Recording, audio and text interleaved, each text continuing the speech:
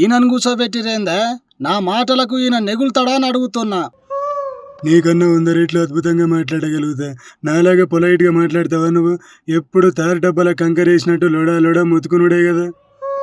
నేనిట్లా మొత్తుకునేది జనాలకు మీ BJP BRS పార్టీల బాగోతాలు బయట పెట్టనీకేం. ఆ బీఆర్ఎస్ పార్టీతోని మా పార్టీని పోల్చకండి. నీతి నిజాయితీ ధర్మంగా ఉన్న పార్టీ కమలం పార్టీ. ఆ నీతి నిజాయితీ గురించి మీరే చెప్పాలి. నీరవ్ మోడీ నిట్ట నిలువుగా ముంచేసి పోతే కేంద్రంలో ఉండి కూడా ఏం చేయలేకపోయింది మీ బీజేపీ పార్టీ.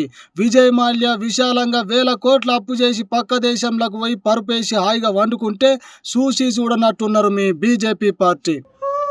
వాళ్ళను మేమెందుకు సపోర్ట్ చేస్తాం? నీ లెక్క ఓటుకు నోటు కేసులు అడ్డంగా దొరకలేదు.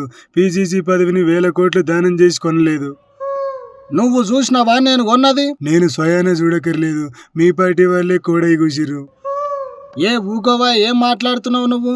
ఎప్పుడు మోడీ మోడీ అనుకుంటా జపం చేసుడే గాని రాష్ట్రానికి మీరు చేసింది ఏమి లేదు బోడీ. రాష్ట్రానికి వచ్చే ఫండ్స్ అన్ని రిలీజ్ చేసేది మా బీజేపీ పార్టీ కాకుండా మీ రాహుల్ గాంధీ సోనియా గాంధీ రిలీజ్ చేస్తారా అండి? సెంట్రల్లో గెలిచింది మీ పార్టీ అయితే మా కాంగ్రెస్ పార్టీ ఎట్లిస్తుంది? మా సోనియమ్మను మా రాహుల్ గాంధీని ఒక్క మాట కూడా అన్నికే వీల్లేదు. పొద్దున లేచిన కాడికెళ్ళి వాళ్ళకు భజన చేసుకుంటా వాళ్ళ ముందు చేతులు కట్టుకొని తలకాయ ఊపడే నీ పని. పోవయ్యా, నాకే నీతులు చెప్తున్నావు. నువ్వు కేవలం ప్రతిపక్ష పార్టీలో ఉన్న ఒక ఎమ్మెల్యేవి. నేను ఈ రాష్ట్రానికే సీఎంను. నువ్వు సీఎం గౌడేంది అని మీ పార్టీలని చాలా మంది డైలమాలో ఉన్నారు. వాళ్ళు డైలమాలో ఉన్నా డైపర్ వేసుకొని వండుకున్నా నాకు ఒరిగిందేమీ లేదు. ఆల్రెడీ నీ బెండు తీసే పనులు ఉన్నారు రాష్ట్ర ప్రజలు, ప్రతిపక్ష పార్టీ నాయకులు. ఖబర్దార్ రేవంత్. ఖబర్దార్ లేదు, కరివేపాకు కట్టలేదు. పోవయ్యా పో. ఆ పోక నీలాంటి వాడితో ఇంకా ముచ్చట్లు పెట్టుకుంటూ కూర్చుంటా అనుకున్నావా ఎట్లా? జర్రాగు ఒక్క ముచ్చట అడుగుడు మర్చిపోయినా. ఏందో ఆ ముచ్చట? మీ ఈటల మళ్ళా సొంత గూటికి చేరుతుండటగా.